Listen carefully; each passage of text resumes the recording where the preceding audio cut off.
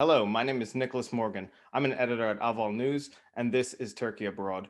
Joining me again today is Giorgio Cafiero. He is CEO of the geopolitical risk consultancy Gulf State Analytics. Giorgio, it's my pleasure to welcome you back. Thank you so much for this chance to be back on your show. It's good to be with you. So we're going to return to the topic we spoke to last time, which was in November, just to remind our listeners, and it's Turkey's relationship with the Gulf countries, in particular Saudi Arabia.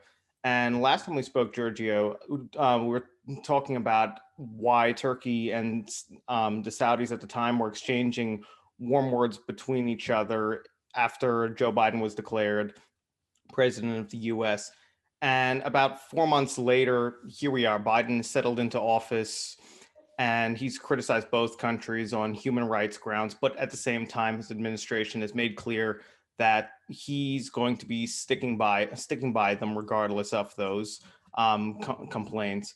So, in your view, how has this situation changed in the last 4 months since we last spoke in regard to Turkey-Saudi relations? Well, the Biden presidency has certainly been a force that has brought Saudi Arabia and Turkey to a better relationship. When we spoke, I think it was just a few weeks after the election. So we all knew that there was going to be this new administration coming to power in January. So we began seeing preparation for Biden's administration by regional actors such as Turkey and Saudi Arabia. Frankly, both of those countries found ways to work very well with President Donald Trump, especially Saudi Arabia, but also Turkey too, in many respects. And they both had concerns and still do have some concerns about what the end of the Trump era and the beginning of the Biden era means for their countries. And sort of within this context of some uncertainty about US foreign policy in the region and all of these bilateral relationships with the US, many countries in the region are beginning to recalibrate and sort of reassess their relationships with other countries in the region, including ones that often don't agree with each other or ones that are on different sides of ideological conflicts. Obviously, the Al Ula summit in January was a powerful example of this trend. This was, the agreement reached on January 5th, in which the countries that began blockading Qatar in 2017 decided to lift the blockade on Doha. We've also seen relations between Egypt and Turkey improve significantly. And I think it's within this larger regional context of some relationships beginning to warm up between different regional actors that we're observing Riyadh and Ankara's relationship move in a positive direction. I don't want to say that Saudi Arabia and Turkey have moved past all of their problems. There are still issues of trust that undermine the potential for relations to improve further. But I think it's very fair to say that this bilateral relationship has certainly moved in a positive direction throughout 2021. Seems that countries are able to agree that it's best to agree to disagree on certain issues while also finding other areas for bilateral cooperation. Mm-hmm. Trust is kind of like the key word that really comes to my mind here, especially since the last time we spoke, Turkey was already beginning its line of rhetoric that it was looking to de-escalate with a number of other countries in the region, and it's been acknowledged, at least in a few cases, as you mentioned. Turkey has been moving to try to repair its relationship with Egypt. Netanyahu in Israel, he also acknowledged recently reports that Turkey and Israel were having conversations again, and he spoke positively about them. But in addition to the trust issue that might be going on between Turkey and Saudi Arabia, we've seen a few kind of mixed signals where we did have the phone calls between Erdogan and King Salman back in November. But then, to my understanding at least, The informal economic boycott is still ongoing. There was a report recently about how several Turkish schools were still closed inside Saudi Arabia. And just one last thing I'd like to note was when Saudi Arabia and the UAE, for that matter, they joined with a number of other countries in Athens last month for the Philia Forum gathering, and Turkey attacked that as an alliance of enemies again joining together against it. So, taken all together, does this suggest that we're still just seeing the process of trust building play out still, or there's still deeper areas of distrust that may take even more time to really deal with before we see any real reapproachment? Yes, I think it's important to expect things to move somewhat slowly. Things are not going to fundamentally change overnight. While the Al Ula summit's outcome resulted in the blockade of Qatar no longer being a source of contention between Riyadh and Ankara, there are many other issues in the region that do pit Riyadh and Ankara against each other, and that's probably not going to change anytime soon. So there are going to continue to be tensions. Saudi Arabia certainly it has a leadership that views the Muslim Brotherhood as a problematic actor, as a threat, and there's a very common narrative you hear from the Saudis about Turkey being aligned with what the Saudi government sees as a terrorist organization, the Muslim Brotherhood. In Turkey, there's a very common perception of Saudi Arabia as being a reactionary country that is trying to undermine Turkey's promotion of democratic openings in the Arab world. And these dynamics are going to still be in the picture. I think the main questions have to do with the extent to which the leadership, both in Saudi Arabia and Turkey, are going to find ways to work around these problems and agree to disagree on certain files while collaborating on others. I think that's sort of probably what's in the cards. But a full-scale rapprochement between the two countries, I think in the foreseeable future, that would be a little difficult to imagine. Mm. Speaking of one area that of cooperation that came up recently, I saw that President Erdogan a few weeks ago, he mentioned that Saudi Arabia was interested in buying Turkish drones. And just a couple of days ago, Defense News reported that two Saudi firms were going to be co-producing parts for the drones and then eventually producing models for Saudi Arabia under a separate name. What do you make of these reports? Do you think that, say, arms cooperation in this case is something where the two can actually work together, or is this more of a very limited episode right now to really draw too many conclusions? I think they can work together. And my main takeaway from this is that Turkey has established itself as a drone power. And when we saw these drones in use in Idlib, in Libya back in 2019, 2020, and also in the Karabakh War of 2020, all countries in the region, I think maybe we could say all countries in the world, took note of how successful Turkish drones are. That's very appealing to even countries that don't see eye to eye with Turkey on all issues, especially a country like Saudi Arabia that wants to diversify its defense and security relations away from the United States. I'm certainly not suggesting for one moment that Turkey would replace the United States as Saudi Arabia's top defense partner. But with Saudi Arabia trying to build up defense and security relations with a long list of countries, it serves to ultimately diversify these partnerships. And I think Turkey is probably one country on that list. Of course, and Turkey has made it a point that they're very keen to really market on the success of their drones, since they've been trying to sell them all over, whether it's in Pakistan also, or even Ukraine, who's, I think, to my knowledge, the second largest operator of those drones. So, I could absolutely also see some cooperation there.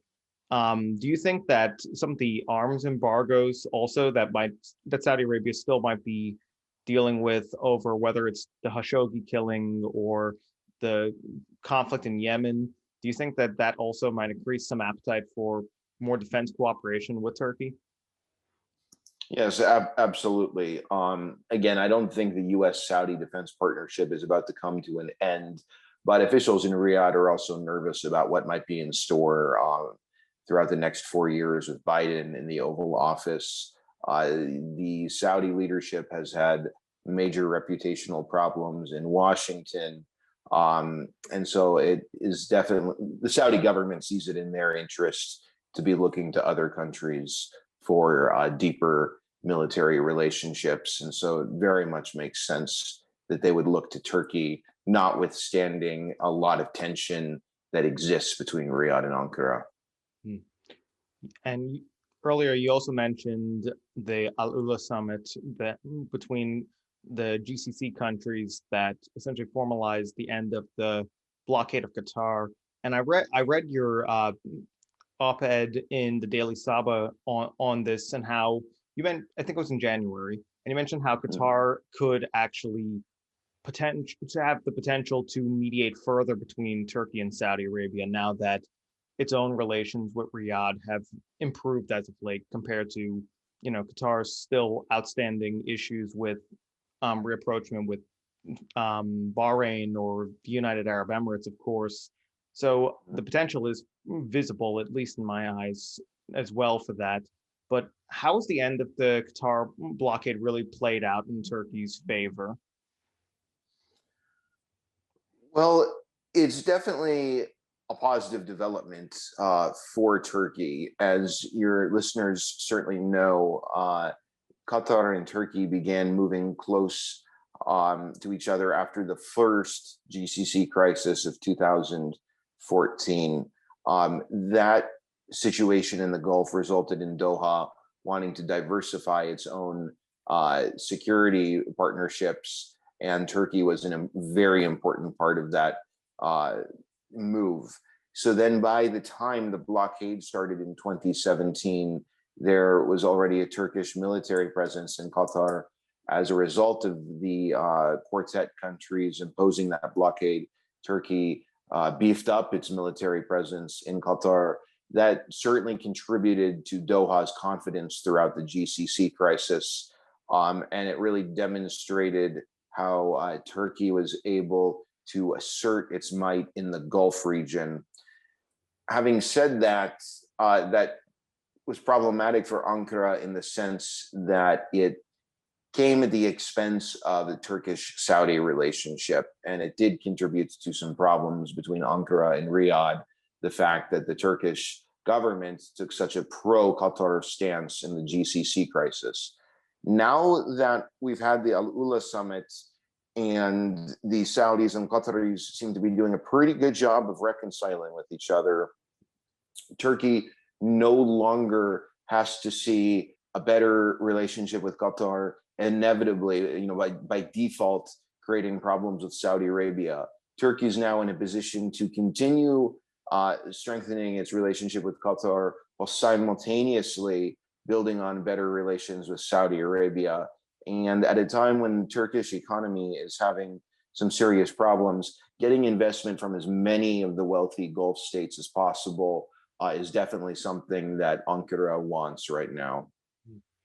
It is right now where I'd also like to rope in naturally the UAE into this conversation because there was also some comments right after the Al Ula summit from the UAE that they said that they didn't see any conflict with Turkey basically as permanent, and that it was well received as a sign that maybe there can be some at least detente between the two of them after the last few years of proxy fighting in some areas and competition elsewhere. But there has not really been as many recent, at least to my knowledge, or open pronouncements of late in terms of how Turkey and the UAE might be trying to improve the relationship compared to what we see with Turkey and Saudi Arabia. But after years now of this mini Cold War between the two of them, are we at a point where we're just seeing like a frozen status quo between Turkey and the UAE, or a more genuine détente in your view?